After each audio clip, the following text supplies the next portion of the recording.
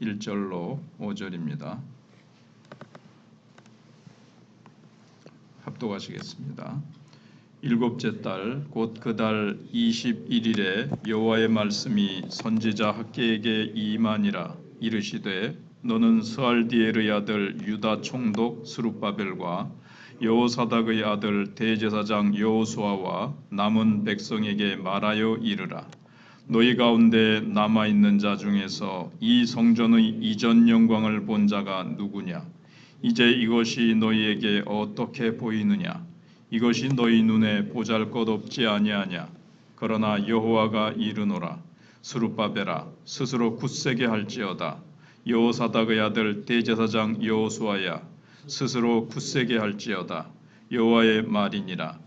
이 땅 모든 백성아 스스로 굳세게 하여 일할지어다. 내가 너희와 함께하노라. 만군의 여호와의 말이니라. 너희가 애굽에서 나올 때에 내가 너희와 언약한 말과 나의 영이 계속하여 너희 가운데 머물러 있나니 너희는 두려워하지 말지어다. 아멘. 때는 초막절 절기의 마지막 날이고 성전 건축이 시작된 지 한 달쯤 후인 7월 21일에 여호와의 말씀이 다시 학개에게 임했습니다. 1절입니다. 그 이유는 다시 재개된 성전 건축이 또다시 중단될 위험을 미리 막기 위해서입니다.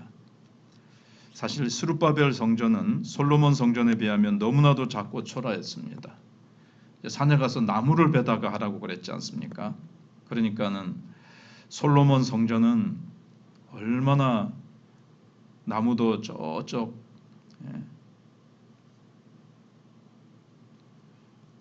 좋은 나무에다가 아주 돌을 갖다가 저 멀리서 쪼아다가 이렇게 실어다가 짓고 황금과 얼마나 좋은 재료로 지었는지 비교가 안 되는 겁니다. 거기에 비해서 지금 짓는 이 스룹바벨 성전은 너무나도 초라한 겁니다. 그래서 16년 전 처음 성전의 기초가 놓일 때 옛 성전의 영광을 기억하는 노인들은 대성 통곡을 하게 됐습니다. 이 같은 이 실망감이 건축이 중단되는 이제 이 빌미를 제공하기도 했습니다.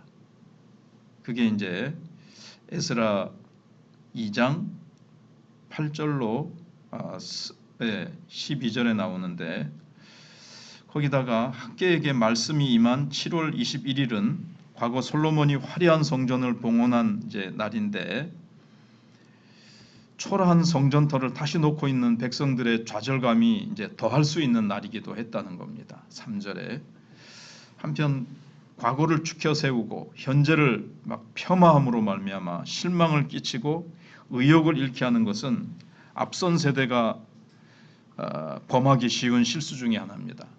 과거에 솔로몬 성전은 이러이러했다고 자꾸 그 말을 자꾸 또 하고 그러면서 이게 뭐냐? 지금 성전은 너무 초라하다. 만약에 이런 식으로 자꾸 얘기하면 짓는 사람들에게 실망감을 주고 좌절감을 주는 죄가 된다는 겁니다.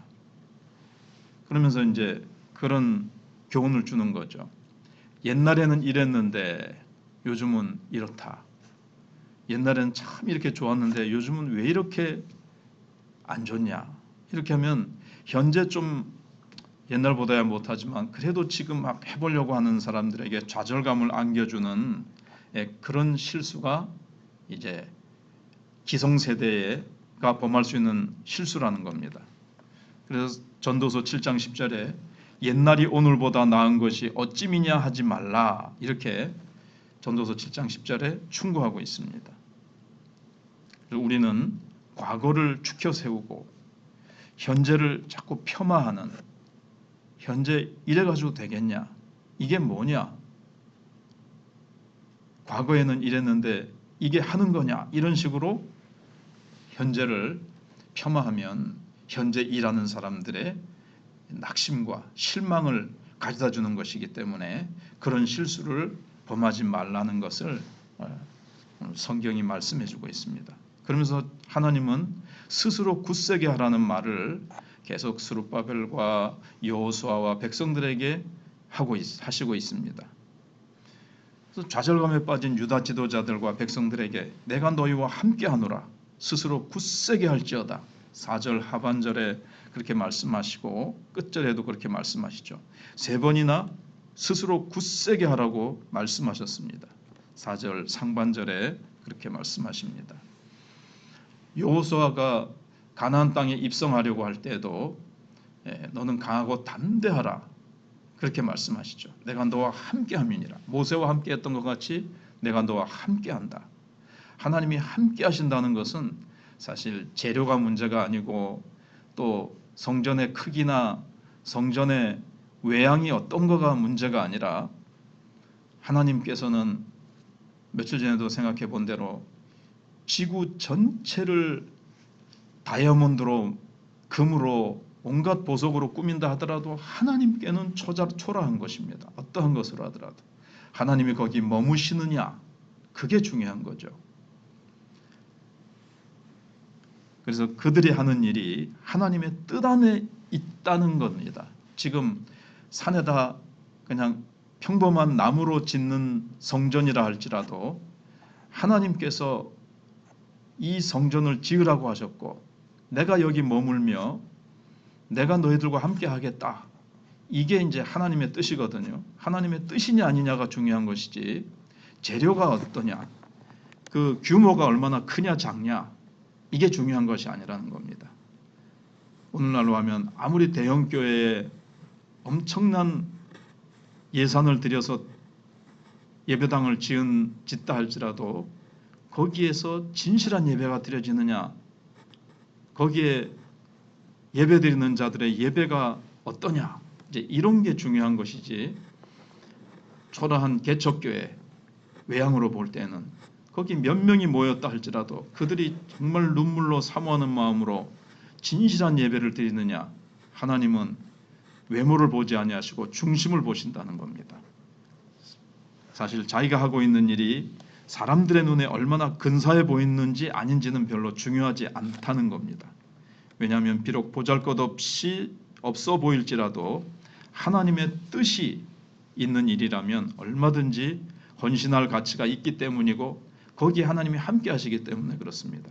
외모가 아무리 근사해도 거기 하나님이 함께 하시지 않고 함께 하실 수 없다면 그거는 의미가 없는 거죠. 이어서 하나님은 유다 백성들이 두려워하지 말아야 될 2가지 이유를 제시하고 있습니다. 그것은 하나님의 약속의 말씀과 하나님이 보내주신 성령 때문에 그렇습니다. 5절입니다. 참된 용기의 근거는 현실에 있지 않습니다. 어떤 재료냐, 어떤 크기냐가 중요하지 않고 약속의 말씀에 있다는 겁니다. 하나님이 하신 약속의 말씀을 붙들고 하면 되는 거죠. 태평양의 물이 다 마를지라도 하나님의 약속은 사라지지 않고 천지는 없어질지라도 하나님의 약속은 1.1핵도 사라지지 않고 반드시 성취된다고 말씀하셨기 때문에 참된 능력은 내 또 힘에 있지 않습니다. 우리의 힘에 있지 않고 우리가 뭐 어떤 재료로 얼마나 열심히 하느냐에 있지 않고 참된 능력은 성령의 권능에 있습니다. 사도 바울도 빌립보서 3장에서 자기의 힘을 의지하는 자는 할례당이고 손 할례당이고 성령을 의지하는 우리가 참 할례당이다. 즉 성령의 능력으로 일해야 참된 하나님의 사람이고 그것이 무너지지 않는 것이지 사람의 힘으로 하는 것은 하다가 실망하고 하다가 기분 나쁘고 여러 가지 좌절될 환경이나 조건이 생기면 그만 낙심해서 절망해버리고 그만둬 버린다는 겁니다. 그래서 항상 우리는 하나님의 약속 붙들고 성령의 능력으로 일할 때에 우리는 어떠한 환경, 지금 성전을 지을 때 외부에 여러 가지 어려운 환경이 닥칠 수 있습니다. 그러나 약속을 붙들고, 왜냐하면 방금 말씀드린 대로 하나님의 약속은 반드시 어떠한 어려움과 불가능한 상황이 부닥친다 할지라도 하나님은 그것을 능히 그 모든 것을 뛰어넘어서 가능케 하시기 때문에 그렇습니다.